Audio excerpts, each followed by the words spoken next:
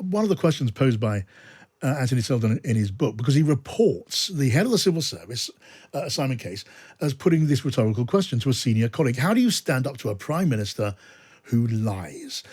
What do you think of this, Katy? I mean, does that actually tell us anything very new? And does it matter whether it's new or not? I mean, that question, which of course is dismissed by Team Boris Johnson, Anthony Seldon is a pretty respected chronicler of politics.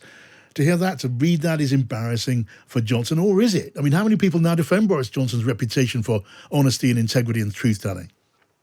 Yeah, I have these memories, I think, during the time of Boris Johnson's premiership, I think particularly near the end, where I think you see them a lot when pollsters do those word clouds of what word is most commonly associated with the person. Rishi Sunak, rich comes up. And I think liar kept coming up for Boris Johnson. So I don't think, in a way, the line itself is new, of course, from Simon Case and various figures dispute and so forth.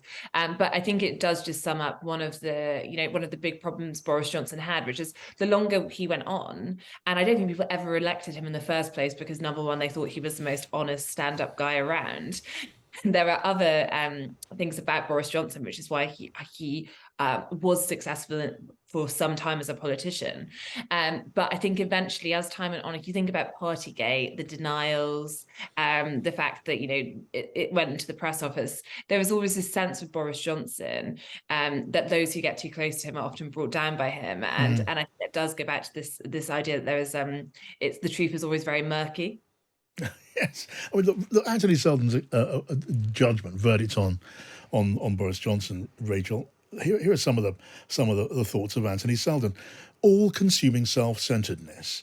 That's one. Combined with a, quote, lack of moral seriousness, close quotes, who saw, quotes, causes, commitments, colleagues, as well as pledges and partners as transitory and disposable, as well as, and quoting, inability to value truth. That's not just a refusal to respect truth, but an inability to value it. And I could go on. It is an utterly damning portrait. You won't see many less appealing accounts of a British Prime Minister throughout history. I wonder how deep, though, will be the scars left by this on Anthony Seldon's account, do you reckon, Rachel?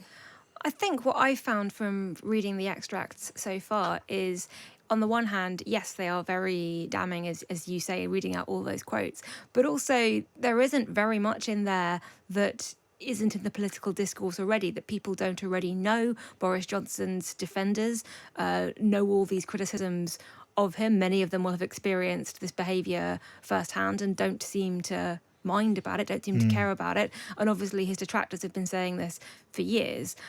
So it's almost having all of our preconceptions about Johnson confirmed.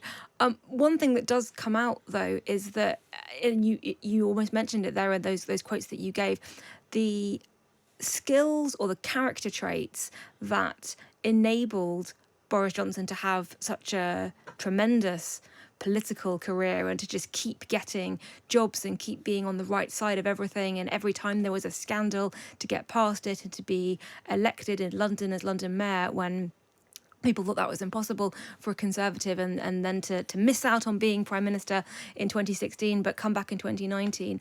One of those traits was the ability to change his mind, to get people to like him, to get people to think that what he was telling them in the moment was what he actually thought and felt and would do, to get people to believe him even then his actions sort of spoke otherwise.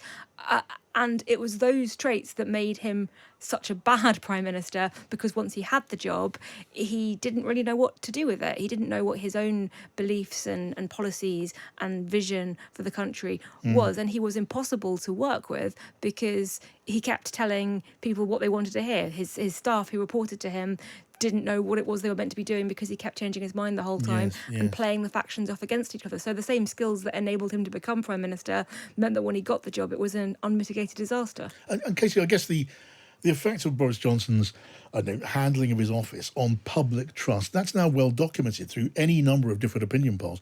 What getting to the point that I'm interested to explore a little bit here is what it all does to the relationship between civil servants and their political masters. We had that quote, disputed, as you say, but that quote from Anthony Seldon.